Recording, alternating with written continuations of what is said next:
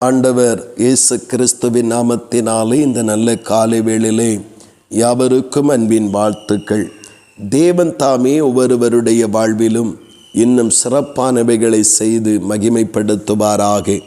இந்த நாளிலேயும் இந்த நாளுக்குரிய தியான வசனம் ஏசாயா 4வது அதிகாரம் அதனுடைய 4வது வசனம். சீயோனில் மீதியாயிருந்து எருசலேமில் தரித்திருந்து ஜீவனுக்கென்று பேரெழுதப்பட்டவனவனும் பரிசுத்தன் என்று சொல்லப்படுவான் என்று சொல்லப்பட்டிருக்கிறது. இது கடைசி காலத்தில் இயேசு கிறிஸ்து வருகிற அந்த வருகையின் நாட்களுக்கு முன்பாக இந்த உலகத்திலே சம்பவிக்க போகிற உபத்திரவத்தின் பயங்கரத்தை உணர்த்துவிக்கிற ஒரு வசனமாக இந்த வசனம் காணப்படுவதை நாம் அறிந்து கொள்ள முடிகிறது.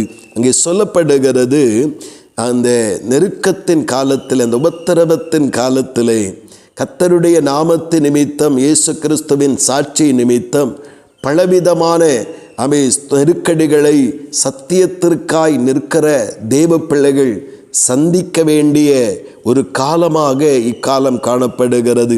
அந்த சத்தியத்திற்காக, பரிசுத்தத்திற்காக, தேவனுடைய நாம மகிமைக்காக படப்போகிற அல்லது அனுபவிக்க போகிற, சந்திக்க போகிற அந்த பாடுகள், சவால்கள் நடுவிலே அவர் சொல்லப்பட்ட மீதியாயிருக்கிறவர்கள், அப்படி என்றால் அநேக பேர் விசுவாசத்தை விட்டு, பரிசுத்தத்தை விட்டு வழுகி போய்விடுவார்கள்.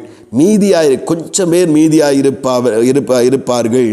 அந்த மீதியாயிருக்கிறவர்களும் எருசலேமாகிய தேவனுடைய சமூகத்திலே தரித்திருக்கிறவர்களுமாயிருக்கிற இந்த கூட்டத்தார் தான் தேவனுக்கென்று ஸ்தோத்திரம் நிற்கிற கூட்டத்தார் மட்டுமல்ல, ஜீவனுக்கென்று பேரெழுதப்பட்டவர்களாகவும் நித்திய ஜீவனை சுதந்திரித்து கொள்ளுகிறவர்களாகவும் கர்த்தராகிய தேவன் நிறுத்துவதை நாம் காண முடிகிறது.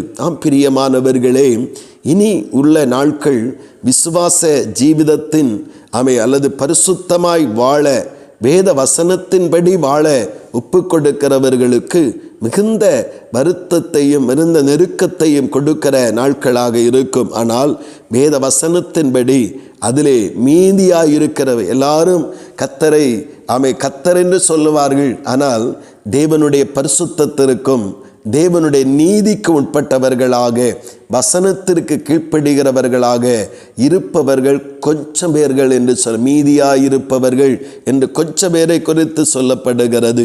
அது மாத்திரமல்ல, அவர்கள் தேவனுடைய ஆலயமாகிய தேவ சமூகத்திலே எருசலேமிலே தரித்திருக்கிறவர்களாகவும் இருப்பார்கள்.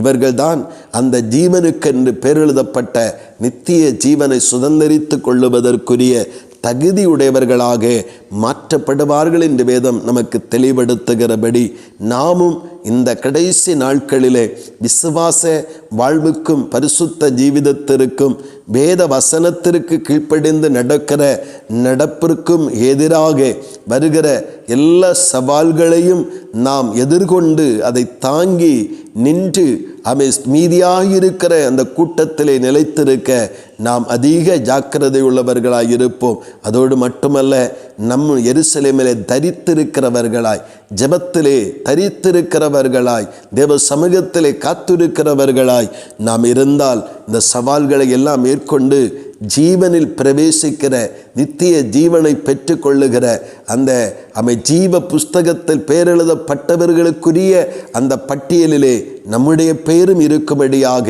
அது ஏதுவாயிருக்கும்.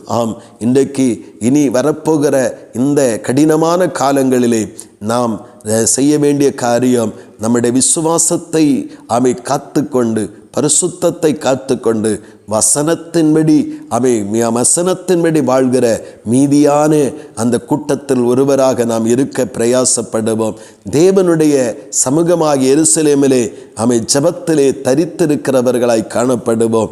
நாம் நித்திய ஜீவனையும் தேவ நன்மைகளையும் சுதந்திரிக்க கர்த்தர் தாமே நம்மை நடத்தி செல்வாராக.